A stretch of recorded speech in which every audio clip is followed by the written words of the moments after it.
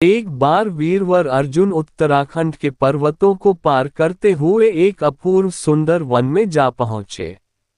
वहां के शांत वातावरण में वे भगवान की शंकर की तपस्या करने लगे। उनकी तपस्या की परीक्षा लेने के लिए भगवान शंकर एक भील का वेश धारण कर उस वन में आए। वहां पर आने पर भील रूपी शिव जी ने देखा कि एक दैत्य शूकर का रूप धारण कर तपस्यारत अर्जुन की घात में है। शिव जी ने उस दैत्य पर अपना बाण छोड़ दिया। जिस समय शंकर भगवान ने दैत्य को देखकर बाण छोड़ा, उसी समय अर्जुन की तपस्या टूटी और दैत्य पर उनकी दृष्टि पड़ी। उन्होंने भी अपना गांडीव धनुष उठाकर उस पर बाण छोड़ दिया। शूकर को दोनों बाण एक साथ लगे और उसके प्राण निकल गए। शूकर के मर जाने पर भील रूपी शिव जी और अर्जुन दोनों ही शूकर को अपने बाण से मरा होने का दावा करने लगे। दोनों के मध्य विवाद बढ़ता गया और विवाद ने युद्ध का रूप धारण कर लिया।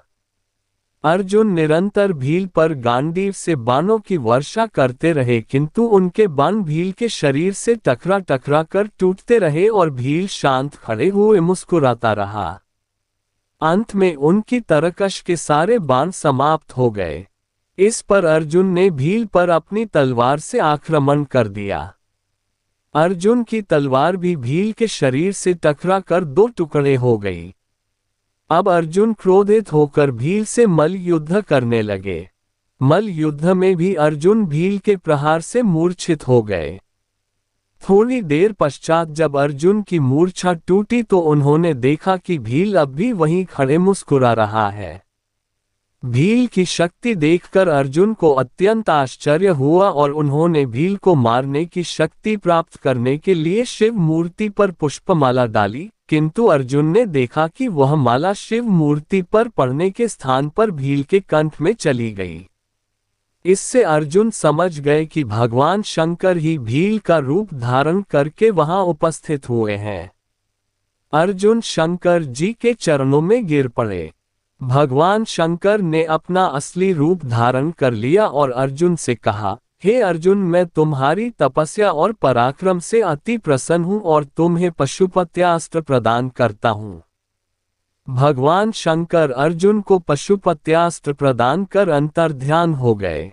उसके पश्चात वहां पर वरुण, यम, कुबेर, गंधर्व और इंद्र अपने अपने वाहनों पर सवार होकर आ गए। अर्जुन ने सभी देवताओं की विधिवत पूजा की। ये देखकर यमराज ने कहा, अर्जुन, तुम नर के अवतार हो तथा श्री कृष्ण नारायण के अवतार हैं। तुम दोनों मिलकर अब पृथ्वी का भार हल्का करो। इस प्रकार सभी देवताओं ने अर्जुन को आशीर्वाद और विभिन्न प्रकार के दिव्य एवं अलौकिक अस्त्र शस्त्र प्रदान कर अपने अपने लोकों को चले गए।